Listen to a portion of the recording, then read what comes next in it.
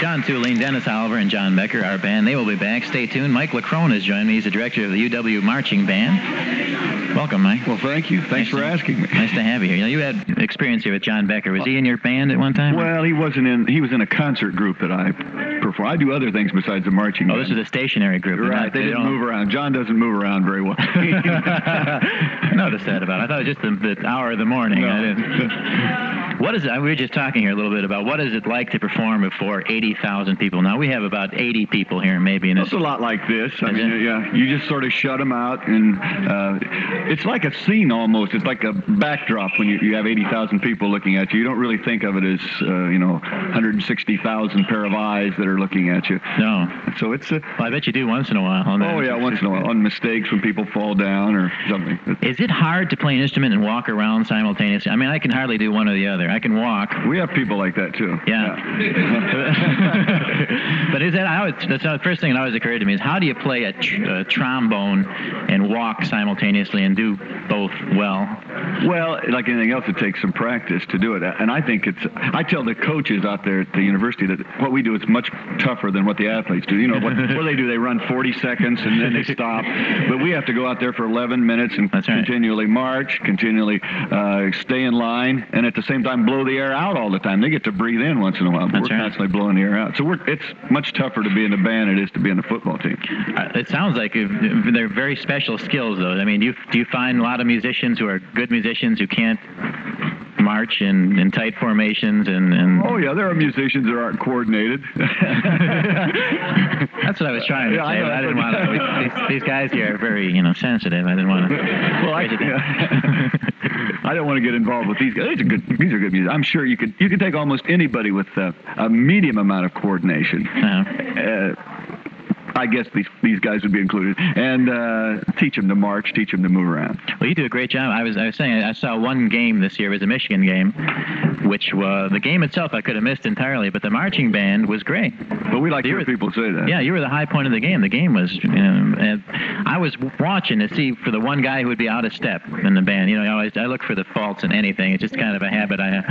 Usually I can find them, but everyone even was lifting their feet at about the same height. It was amazing. Well, that's the plan. Yeah. That's what we start out to do. Yeah. How much practice goes into a routine such as the one I saw? Well, we practice 4 days a week for an hour and 45 minutes, from 3:45 to 5:30. It gets pretty grim this time of year when you're rehearsing in the dark and it's like 25 degrees or so. Do they wear miners' hats? Well, some of them do. We got saxophone players that have little miners' hats because they're usually at the back of the band. Come out sometime. It's an experience. Yeah, it'd be fun to see the practice. Yeah, are there mentalities in the different sections? I mean, is there such a thing as a tuba section mentality? There is a tuba mentality, yes. Yeah. What is that? Tell me what the tuba mentality is. Not too bright. Well, I think it's the weight of the instrument or something. But the tuba players, they're unique. I mean, they have sort of a different language, probably you couldn't use here. They have they move a little differently. They're very close knit, but they're a little more fun-loving. I guess you'd say off the wall. That's a tuba type. Yeah, trumpet players are very, very businesslike, a little bit extroverted. Elitist? Are they a little better than... Quite egocentric about their role in the band. Trombone players are like, I guess you'd call them the lunchbox, the blue-collar workers. That's the trombone mentality. Percussionists, nervous. I guess John would agree with that. They always have to be banging on something, hitting on something. And saxophone players and the woodwind players, I don't know what you would really... Most of those have drinking problems. So that's pretty well. Do you look for a specific type? For example, if there's a tuba player who's an extrovert, do you immediately rule him out as being inappropriate for your section? Or? Well, we try to mold them into our particular group. Are there instruments that have failed as marching band instruments? I was joking. Yeah, piano. Piano and string bass are not really great marching band instruments. They wouldn't make it, but I mean, there have been others that have tried. Well, we don't have any flutes in the band. part of the reason is you can't really hear them. You can take 100 flutes and put them in the middle of Camp Randall. And, for all I care. That's right. I've said many times the best thing to do with a flute in a marching band is to put a rubber ball on each end and twirl it, because it really doesn't do much. It really doesn't do much good outside. I like that. That's a great image. I don't know what to say after it. Let's talk. There was an article in the paper here which made me think of you, actually, and it said, this is a high school band. It said 25 members of the Valley High School Band in West Des Moines, Iowa, were suspended for school for 3 days for using their drumsticks to spell out a lewd message in pictures taken during a band photo session. The message was a comment on the drum majorette's figure. Now, is this sort of behavior typical of a kind of a fun-loving nature of marching bands? Well, I think it is fun-loving. I mean, if you don't have fun at that particular function, it's really not worth doing. So there are a lot of wonderful stories about. Tell me several of them. I don't know.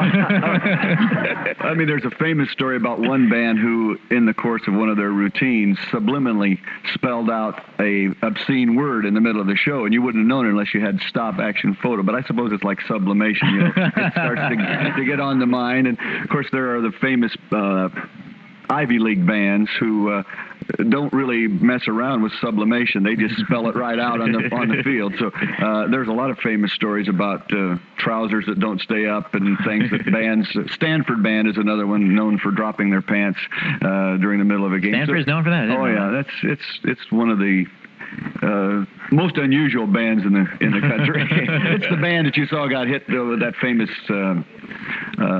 film clip at the end of the game where the trombone player was standing in the middle of the playing field, and the player in the end of the game came through on a touchdown run and knocked him down. I haven't seen it. That must be an amazing piece of footage. Well, yeah. Well, it was in a game last year where the play was run after the final gun, and the band got a little bit anxious to get on the field. Had to go through a trombone player. That's an unusual defensive maneuver. Tell me about the patterns you use now. Speaking of some of the things that are spelled out on the field, there was a band somewhere in the East that got in a lot of controversy, a lot of trouble for doing messages related to Lebanon on the field, which a lot of people thought wasn't appropriate. How do you deal with messages or with themes that you're using on the? Would you do something controversial as a theme?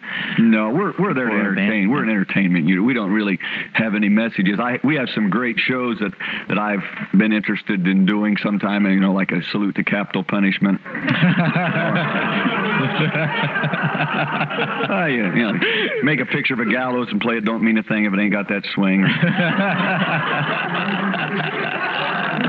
And I have a show on communicable disease I can't talk about. But there are a lot of.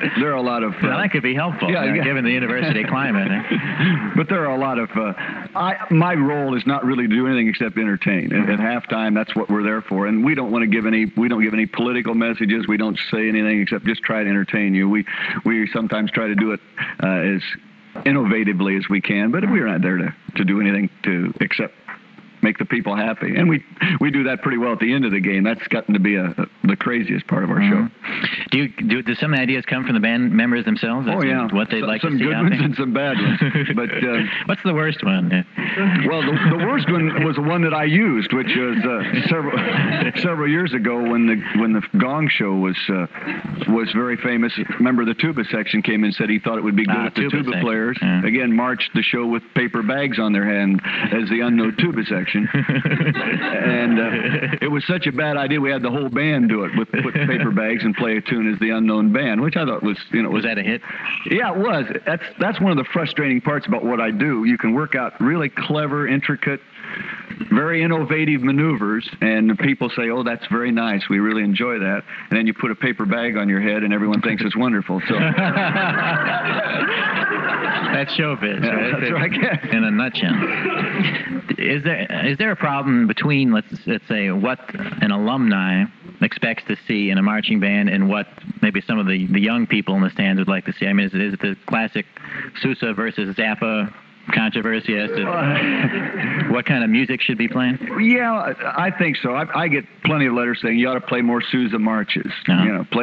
We play a Sousa march at every game. We're going to play one at the last game, and I might even want to mention that one of the things that we're doing is we're restaging the boombox parade in Camp Randall, and Leon has agreed to come on and march with his troops, and we're going to play a Sousa march for him to do his unprecision drills,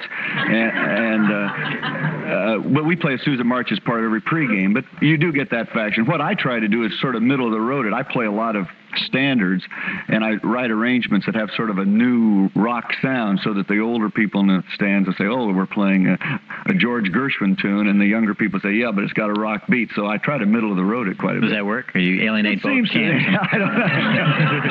Well, it's ruining Gershwin. I hate this man. No, I think most people, if they recognize the tune, most people like it. Mm-hmm.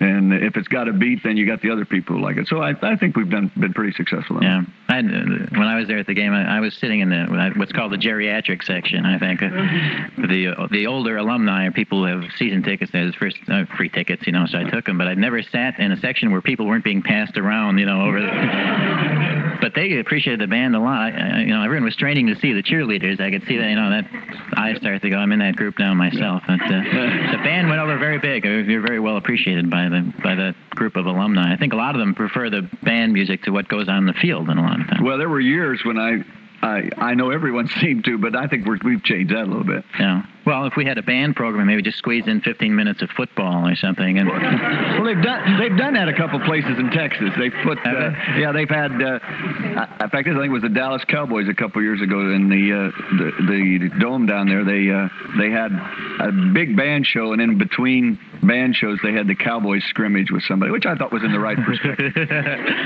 More like it, huh? The patterns, like when you work out complex marching patterns and so forth, does this get very competitive between schools, or is there a sense of competition and secrecy, almost like football patterns or play patterns? I don't know so much secret, but there's great competition. When there's two bands on the field, two opposing school bands, there's great competition to try to outdo the others. And you try to put in the gimmick, the thing that will make your show unique and to make the audience notice you above the other band. Mm-hmm. And that's always, I think, the goal. It's great competition between the two groups on the field. What have been, looking back over the how many years have you been band director? 15 years. 15 years. Over those years, can you think of a couple of really superlative formations that you're particularly proud of that were outstanding and unique? Well, that's a tough question. Well, your favorites, I mean. Well, I think we did a show a couple years ago that I thought really was as good a show as we ever did. We did the whole West Side Story, all West Side Story in 8.5 minutes, which is how long it should be, really. I want to say that. How long does it take to die, anyway?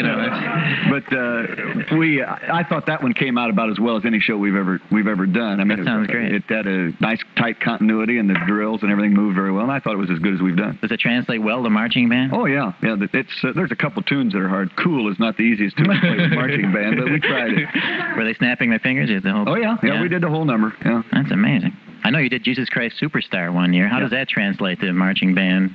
Well, see people laugh, but it works. Things like that tend to work because everybody knows the tunes. That's what you have to really get. You've got to get tunes that everybody can relate to some way. Mm-hmm. I mean, we don't treat anything too solemnly. As I said, it wasn't a message show. It's just here's some tunes, and if you happen to know it's from Jesus Christ Superstar, fine. If not, why, I hope you like it. Then it ties together. Yeah. There was some controversy over the Budweiser tune and all that stuff that's been going on for years. And how do you feel about it? Do you think that's been overstated or overdone, or is that the involvement of the marching band in a beer jingle? Does that bother you or not? It doesn't bother me. No, it doesn't bother me because I don't really think of it as a beer jingle. A lot of people say that you can't possibly mean that, but I never think when I see those people jumping up and down, I don't think they're thinking about beer. Well, maybe some of them are, but I think they're around the point of thinking about it. But we were playing it for 10 years before they ever entered the pictures and said don't play it. But I think it's been a little bit overdone. But but frankly, I've enjoyed the notoriety. Yeah. I mean, it's made us famous so far as a band, and we've got clippings from all over the country. And into Canada, I have clippings. People send. Don't those Clydesdales tear up the field though when they're done? We've never had them on. That's one of my goals before I leave this job is to get those courses right in the middle of the field. Now that would be something to say. I would like to see that one. I don't know. They would probably do it too. What's the one I have here? Oh, my Lebanon question I asked that one there. But what happens to marching band members after they leave college? I mean, there aren't many professional. No, there's not.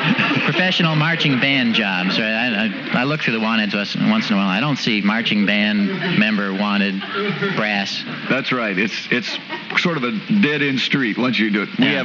The only thing you can do is to become an alumnus and come back once a year and march in the alumni show. But a lot of the guys do go on and play. Like there's a lot of community bands, even in Wisconsin. There's dozens of communities, and they play. And once in a while they'll march in the 4th of July parade or the Memorial Day parade, but most of them are happy to hang it up, after 4 or 5 years of college. But what about the guy who just loved it? Like, this is his pinnacle of power and glory in college, right? He was a trumpet player, let's say, in a marching band and hot stuff. And can he translate that into some sort of professional career? Well, it depends on how good he is. I mean, we've got a kid that was in the band several years ago that's still marching. His name's Dave Jones, and he's down in Disneyland in the Disneyland band. Is that right? Okay. Marching up and down the street. So if you're good enough, you suppose you can get the job. So there is some possibility for advancement then. Yeah, right. Do you hear a lot from alumni? I mean, yeah. We have a very active alumni group, and they keep us up to date on what they're doing, and they come back regularly. Are there band mothers? You want to restate that? I don't know how else to state it. There are stage mothers. Are there band mothers? Are there? No, it is. You get it at that. If you were at the high school level, you'd get that. But we don't get it here. I mean, unfortunately, in many cases, I don't even get to know the parents. And that's also nice because they're not calling me saying, why did you do this to Johnny or whatever. I mean, they just pretty much leave us alone. So that's one of the nice things about the job. Are there tuba scholarships? No, we don't. There are in some schools, but not here. We don't have any scholarships at all. You don't recruit? You don't look for promising people in high school? Oh, we recruit, but we can't promise them anything. Except a very interesting time. Well, Mike, I want to thank you for coming down here. I know that you have an album out now of marching band. Was this recorded while they were standing still? Yeah, it was recorded of all places, the Stock Pavilion. And when people say that, they say that's sort of fitting with the band that you have. It's out there with the animals, but it's really quite good acoustics out there, and we think it's probably the best place for that band to play. And we did it last March, and it was released this year, and we're really happy with it. It's got a lot of the favorite songs on it, and some. What are some of our favorite songs? Well, your favorite songs would be "On Wisconsin," obviously, and "You Said It All," and "Varsity," and it has some of the things like there's an 1812 Overture version we have, which is the original Wisconsin version of the 1812 Overture. And Smoke on the Water, is that on it? No, we don't have that. About the closest we get to anything like that would be a Marvin Hamlish tune. Nobody does it better. Yeah, that's ballpark. Yeah, that's real close to that. The people who want to get a hold of this album, where can they get it? Well, they can get it from the band office called the School of Music. They sell it at the games before and after. So it's available on 8-track and cassette? No, not yet. We hope to get it on cassette. Really. We're going to get, we'll get it so that you can get it on a TV special along with Slim Whitman or something. Yeah, that sounds great. Mike, thank you for coming down. Well, thanks for asking me. I appreciate it. Mike Leckrone, the UW Marching Band Director.